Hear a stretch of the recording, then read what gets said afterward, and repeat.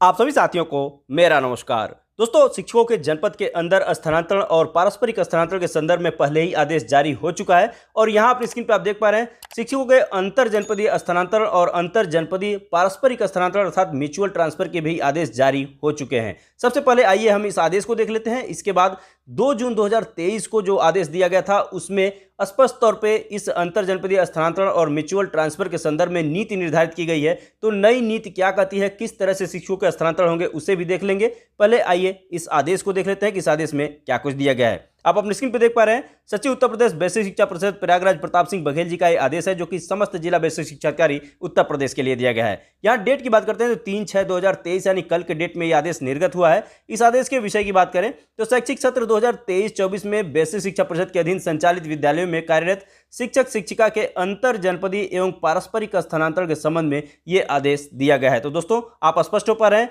कि अब शिक्षक जनपद के बाहर भी अपना स्थानांतरण करा पाएंगे और वहीं म्यूचुअल की बात करें यानी पारस्परिक स्थानांतरण की बात करें तो एक जनपद से दूसरे जनपद में एक दूसरे का स्थान पर शिक्षक आ जा सकेंगे। तो इसी संदर्भ में आदेश दिया गया है। आदेश में देखते हैं कि आगे क्या बताया गया है।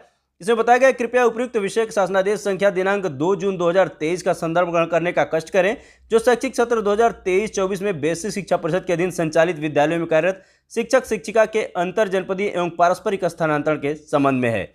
बेसिक शिक्षा परिषद के अधीन अंतर जनपदीय एवं पारस्परिक स्थानांतरण की कार्यवाही राष्ट्रीय सूचना विज्ञान केंद्र उत्तर प्रदेश लखनऊ द्वारा विकसित सॉफ्टवेयर के माध्यम से ऑनलाइन संपादित किया जाना है। अंतर जनपदीय स्थानांतरण प्रक्रिया में वरीयता हेतु देय भरांक का निर्धारण शासनादेश के बिंदु संख्या 12 में उल्लिखित किया गया है।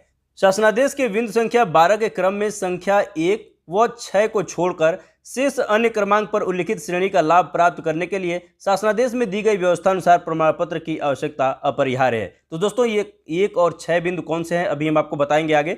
राष्ट्रीय सूचना विज्ञान केंद्र उत्तर प्रदेश लखनऊ द्वारा अंतर जनपदीय स्थानांतरण का पोर्टल दिनांक 8 जून 2023 के अपराह्न से लाइव होने के पूर्व समस्त शिक्षक शिक्षिका जिनके द्वारा आवेदन के समय उक्त श्रेणियों का लाभ प्राप्त किया जाना है के द्वारा प्रमाण पत्र अभिलेख के संबंध में आवश्यक तैयारी पूर्ण कर ली जाए जिससे आवेदन करते समय उनको किसी प्रकार की कठिनाई का सामना न करना पड़े। तो दोस्तों, इस बात को कहने से ये पता चलता है कि जो प्रमाण पत्र संलग्न करना है वो हो सकता है कि ऑनलाइन पोर्टल पे आपको अपलोड कराने की भी बात कही जाए, इसलिए पहले ही इसे तैयार करने की बात यहाँ कही जा रही है। आगे बताया जा रहा है अंतर जनपदीय स्थानांतरण के तकनीकी चरण प्रक्रिया एवं समय सारणी के संबंध में पृथक से निर्देश दिए जाएंगे।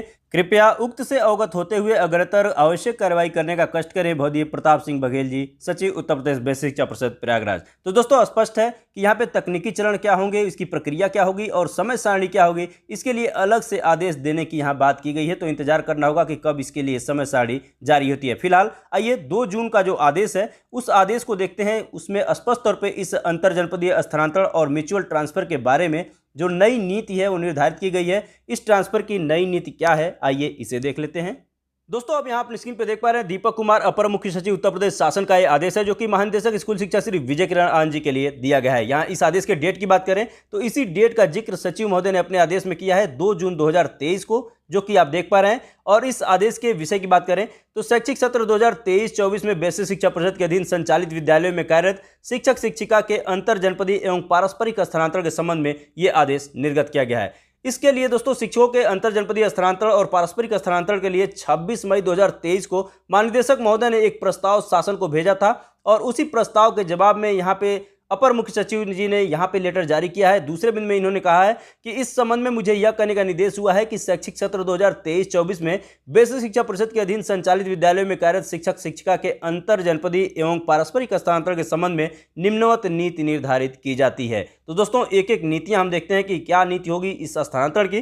पहली नीति की बात करें तो यहाँ बताया गया है जनपद में नियमित सेवावधि शिक्षिका के लिए 2 वर्ष एवं शिक्षक के लिए 5 वर्ष होना अनिवार्य होगा। सेवावधि की गणना कार्यरत जनपद के दिनांक से की जाएगी। तो दोस्तों, यहाँ पहली नीति से ये चीज निकल के आ रही है कि यहाँ पे जो 2 वर्ष और 5 वर्ष की सेवा है, महिला के लिए जो सेवा है 2 वर्ष की वो नियमित होनी चाहिए, यानी कोई ब्रेक नहीं होना चाहिए। ठीक उसी प्रकार से शिक्षक की जो सेवा है वो पुरुष शिक्षक की 5 वर्ष की नियमित सेवा होनी चाहिए, इसमें कोई ब्रेक नहीं होना चाहिए। दूसरी चीज निकल के ये आ रही है कि जो सेवावधि की गणना है वो जिस जनपद में कार्यरत हैं उसी जनपद में जो ज्वाइनिंग डेट है उसी से इनकी गणना की जाएगी, चाहे 2 वर्ष हो या फिर 5 वर्ष हो। क्लियर।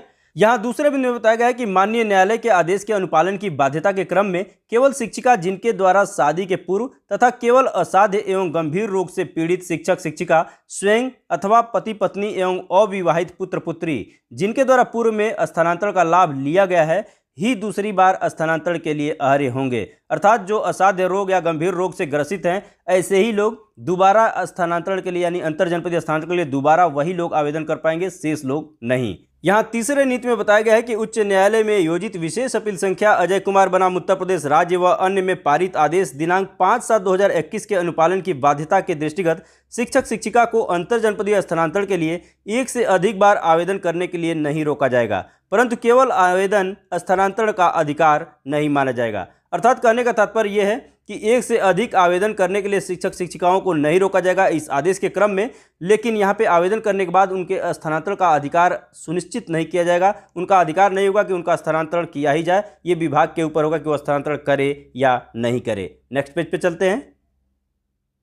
यहाँ चौथी नीति में बताया गया है कि जनपद में स्वीकृत पद के सापेक्ष दिनांक 30 अप्रैल 2023 तक कार्यरत अध्यापकों की संख्या के 10% की अधिकतम सीमा तक अंतर जनपदीय स्थानांतरण किए जाएंगे। किसी जनपद से स्थानांतरित होकर जाने तथा आने वाले शिक्षक एवं शिक्षिका की अधिकतम सीमा 10% होगी। तो दोस्तों यहाँ पे बाइंडेशन लगा दिया गया है। 30 अप्रैल 2023 तक जिस जनपद में जितने शिक्षकों की संख्या होगी कार्यरत शिक्षकों की, उसके मात्र 10% शिक्षकों के ही स्थानांतरण होंगे जो दूसरे जनपद में जाएंगे, और जो दूसरे जनपद से नए जनपद में आएंगे वहां भी 10% की ही सीमा तय की गई है कि 10% टीचर ही नए जनपद में आएंगे भी। तो यानी आना और जाना मात्र कुल शिक्षकों का 10% ही होगा। क्लियर। यहाँ पांचवी नीति कहती है कि पारस्परिक स्थानांतरण में दोनों शिक्षक शिक्षिका की आपसी सहमति होना अनिवार्य होगा।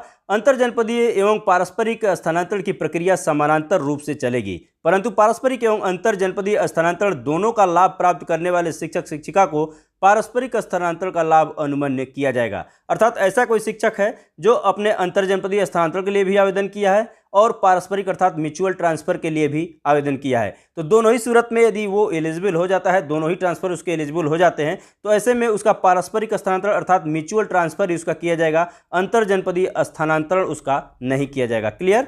छठी नीति ये कहती है कि अंतर जनपदीय स्थानांतरण ग्रामीण सेवा संवर्ग से ग्रामीण सेवा संवर्ग एवं नगर सेवा संवर्ग से नगर सेवा संवर्ग में किए जाएंगे। आप जानते हैं कि शिक्षकों का जो कैडर निर्धारण किया गया है वो ग्रामीण सेवा संवर्ग और नगर सेवा संवर्ग दो तरह का है, तो ऐसे में ग्रामीण से ग्रामीण और नगर से नगर में ही स्थानांतरण किए जाएंगे। ऐसा नहीं होगा कि ग्रामीण से कोई नगर क्षेत्र में अपना स्थानांतरण कराए या नगर क्षेत्र से ग्रामीण क्षेत्र में कराए। क्लियर। तो ये कैडर का जो निर्धारण है उस वजह से समस्या है, और ग्रामीण से ग्रामीण और नगर से नगर में ही स्थानांतरण या म्यूचुअल ट्रांसफर होंगे। सातवें बिंदु की यहाँ बात करें तो यहाँ पे अंतर जनपदीय स्थानांतरण प्रक्रिया में शिक्षक शिक्षिका द्वारा अधिकतम 7 जनपदों का विकल्प दिया जा सकता है, परंतु अंतर जनपदीय स्थानांतरण का लाभ प्राप्त करने के लिए कम से कम 1 जनपद का विकल्प दिया जाना अनिवार्य होगा। विकल्प नहीं दिए जाने की स्थिति में ऑनलाइन आवेदन स्वतः निरस्त माना जाएगा। अर्थात अधिकतम आप 7 जनपदों का यहाँ पे विकल्प भर सकते हैं जहाँ पे आप स्थानांतरण चाहते हैं, और यदि यहाँ पे 1 जनपद आपको तो अनिवार्य है देना, अगर किसी 1 जनपद का नाम नहीं देते हैं तो ऐसे में आपका जो अभ्यर्थन है वो निरस्त कर दिया जाएगा, आपका स्थानांतरण नहीं हो पाएगा। क्लियर।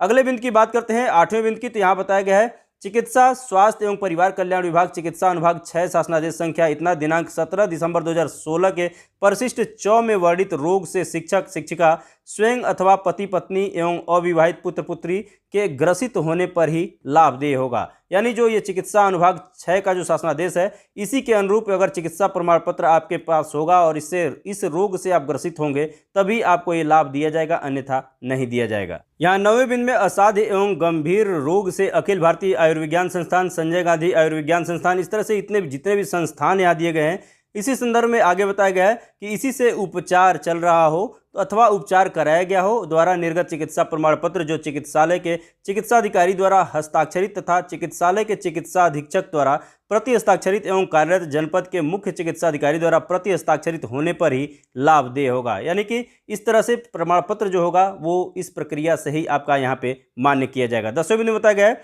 अध्यापक अध्यापिकाओं द्वारा उपलब्ध कराए गए अभिलेखों के सत्यापन में अभिलेख फर्जी कूटरचित पाए जाने पर संबंधित अध्यापक के विरुद्ध नियमानुसार विधिक कार्रवाई की जाएगी। यहाँ 11वें बिंदु में बताया गया है कि ऑनलाइन आवेदन पत्रों का सत्यापन जनपद स्तर पर समिति द्वारा किया जाएगा। समिति के सदस्य सचिव जिला बेसिक शिक्षा अधिकारी होगा। असाध्य एवं गंभीर रोगियों के संबंध में जनपद स्तर पर मुख्य चिकित्सा अधिकारी से सत्यापनोपरांत जिला बेसिक शिक्षा अधिकारी द्वारा ऑनलाइन आवेदन पत्र सत्यापित किया जाएगा। तो ये क्लियर है कि यहाँ पे जो प्रमाण पत्र होंगे या जो भी समिति होगी वो बैठक करके और इस सत्यापन के बाद ही यहाँ पे इसका वेरिफिकेशन किया जाएगा। अगले पेज पे चलते हैं।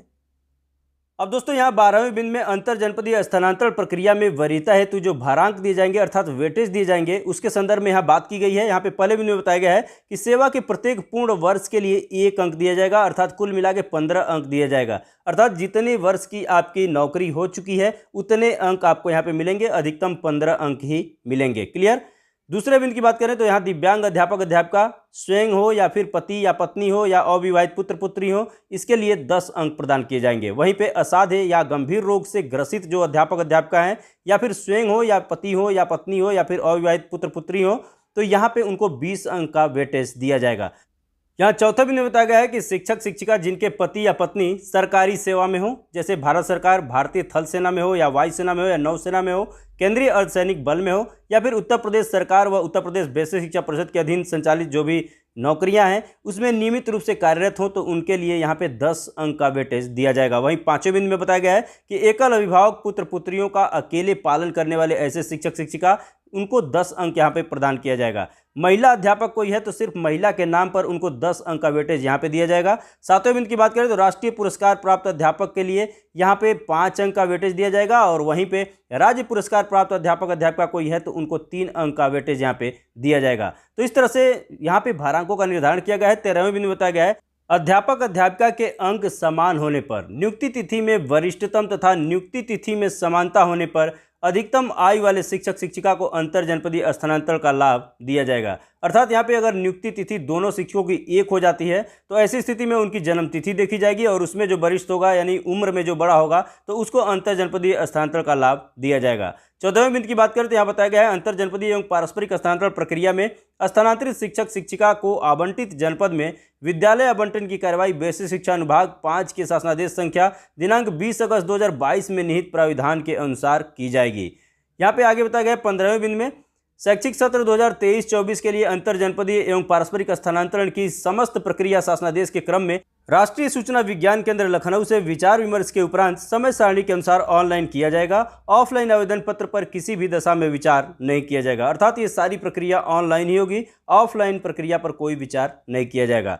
16वें बिंदु में बताया गया है कि अंतर जनपदीय एवं पारस्परिक स्थानांतरण के लिए निर्गत शासनादेश के अनुसार उत्तर प्रदेश बेसिक शिक्षा परिषद के द्वारा अंतर जनपदीय एवं पारस्परिक स्थानांतरण के तकनीकी चरण एवं प्रक्रिया का निर्धारण किया जाएगा तथा शासनादेश के क्रम में अग्रतर कार्यवाही की जाएगी। अर्थात जो इसकी प्रक्रिया होगी और जो इसकी तकनीकी पक्ष होंगे इसके संदर्भ में भी निर्धारण होगा और निर्धारण के बाद शासनादेश के क्रम में आगे की कार्यवाहियां जो है वो की जाएगी। नेक्स्ट पेज पे चलते हैं। दोस्तों इस स्थानांतरण नीति के 17वें बिंदु में बताया गया है कि अंतर जनपदीय स्थानांतरण हेतु समय सारणी सचिव बेसिक शिक्षा परिषद द्वारा अपने स्तर से पृथक से निर्गत की जाएगी। तो दोस्तों जब भी सचिव महोदय के द्वारा ये समय सारणी जारी की जाएगी हम वीडियो के माध्यम से आपको अपडेट करते रहेंगे। इसके लिए इस वीडियो के नीचे लिखे सब्सक्राइब बटन को प्रेस करके इस चैनल को अभी सब्सक्राइब कर लीजिए, साथ में बेल आइकन को अवश्य प्रेस कर लीजिएगा ताकि मेरे वीडियोज के लेटेस्ट नोटिफिकेशन आपको टाइम टू टाइम मिलते रहेंगे। 18वें बिंदु की बात करें तो यहाँ बताया गया है अंतर जनपदीय एवं पारस्परिक स्थानांतरण के उपरांत शिक्षक शिक्षिका को कार्य मुक्त करने तथा कार्यभार ग्रहण करने की कार्यवाही मध्य शैक्षिक सत्र में नहीं की जाएगी।